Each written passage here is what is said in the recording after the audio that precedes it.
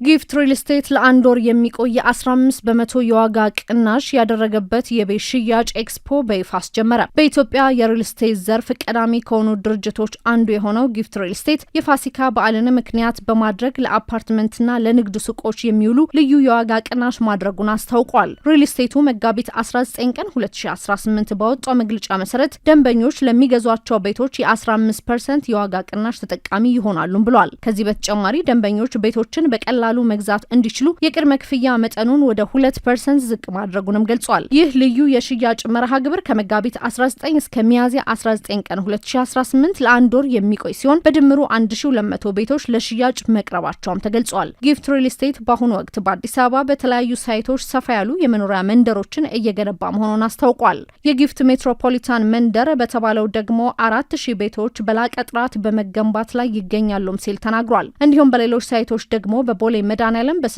ኪሎ በ22 ማዞሪያ በተክለ ሃይማኖትና በሌሎች አካባቢዎች ከ16000 በላይ ቤቶች በተለያዩ የግንባታ ደረጃዎች ላይ እንደሚገኙ ድርጅቱ አመላክቷል። የሪል ስቴት መንደሮቹ ለነዋሪዎች ምቹ እንዲሆኑ ተደርገው የታቀዱ ሲሆን የትምህርትና የጤና ተቋማት፣ ገበያ ማዕከሎች ወይም ሞሎችና የመዝናኛ ስፍራዎች እንዲሁም በተጨማሪ ሰፊ መኪና ማቆሚያ ስፍራዎች ያሉበት መሆኑም ተገልጿል። ጊፍት ሪል ስቴት እስካሁን 3 ዙር መንደሮችን ገንብቶ ማስረከብ መቻሉን አስታውቋል። ከዚህ በተጨማሪ በ165000 ካሬ ሜትር ላይ በሲኤምሲና በፈረስ ቤት 3 ትላልቅ መንደሮችን ገንብቶ ለማህበረሰቡ ማስረከቡንም ተናግረዋል።